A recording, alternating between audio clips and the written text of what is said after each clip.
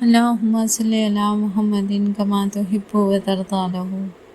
اتنا درود پڑھیں، اتنا پڑھیں کہ جب قبر میں اتارا جائے اور عذاب آنے لگے تو دائیں بھی درود آ جائے، بائیں بھی درود آ جائے، سر سے بھی درود پاک ڈھال بن جائے اور پاؤں سے بھی ڈھال بن جائے۔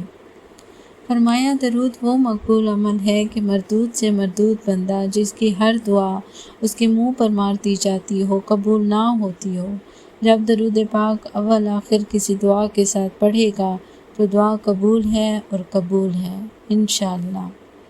اللہ کو اپنے حبیب سرور کائنات فخر موجودات صلی اللہ علیہ وآلہ وسلم پر درود اتنا پسند ہے کہ ہر لمحہ ہر لحظہ یہ درود قبول ہے، کیونکہ نور ہے تو یہی ہے، شفا ہے تو یہی ہے، آسانیاں ہیں تو یہی ہیں اور سکون ہے تو بس یہی درود پاک ہے۔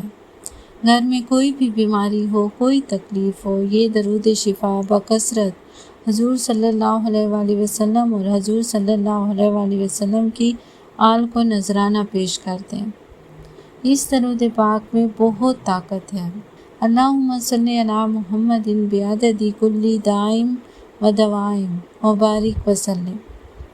روحانی جسمانی بیماریوں کو جڑ سے ختم کر دے گا انشاءاللہ۔ اگر کوئی بیماری کی حالت میں اس قدر لاغر ہو گیا ہے کہ کمزوری کے باعث اٹھ نہیں سکتا تو بکثرت اس درود پاک کا ورد کرے۔ بس یقین شرط ہے، نمازوں کی پابندی کریں اور ہر نماز کے بعد 100 مرتبہ پڑھنے کا معمول بنا لیں۔ انشاءاللہ بڑی سے بڑی بیماری بفضل خدا دور ہو جائے گی۔ چینل پر نئے ہیں تو چینل کو سبسکرائب کر دیں، ویڈیو کو لائک اور شیئر ضرور کر دیں۔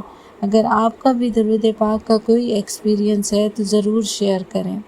اللہ پاک آپ کو، مجھے، ہمارے والدین اور آنے والی نسلوں کو درود پاک پڑھنے والا بنا دیں، ہر لمحہ ہر لحظہ۔